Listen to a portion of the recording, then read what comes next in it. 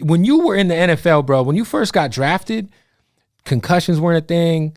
I'm sure, taking as many shots to get you out on the field was very normalized. Putting you on as many painkillers was very normalized. We weren't as aware of, the addictive effects of all these things.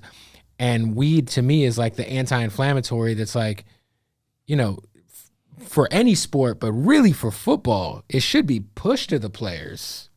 I mean, that's what I believe from my own experience of being an NFL player, not just playing myself, but also being around other guys and seeing what happens to the guys that, they live off taking shots and drinking beer with their Vicodin. That's their pain regimen. And we know what that does to people over a long period of time. Or people that we used to have to take these like Indocin is what they are called. And we used to have to take them the night before practice. Yeah. Because if you didn't take it, you went out to practice and you felt like you were 85 years old.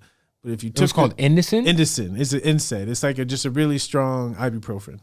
And if we took it, if you didn't take it, you feel like 85. If you took it, you feel like you're 12 years old. Was this something that was is still around? Yeah, they give it out. So it's standard. When you get into the NFL, the first time you know go about to the this doctor, medicine. Yeah, you get everybody know, or the Toradol shot. Right. Everybody in the NFL knows about this because it's a lifesaver.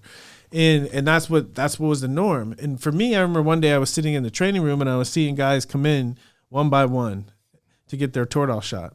And I was thinking, if we're doing this for our whole careers, we're having to get shots, what is this going to do to our bodies?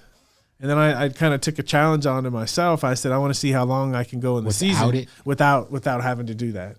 And I started smoking a little bit. And I was in the drug program, so I had to like measure it out. I could take 2 hits the night, the day after I got tested and still be fine. And so I found that worked. I did a little extra stretching, just was more in touch with my body, and I didn't have to take those medicines. And so I learned for myself that cannabis was better for me than the How long did you go the whole year without having to take one of those shots? I had to take one in the second to last game of the season, but that was it. What year was that? This was 2003 when I led the NFL in carries. I carried the ball almost 400 times.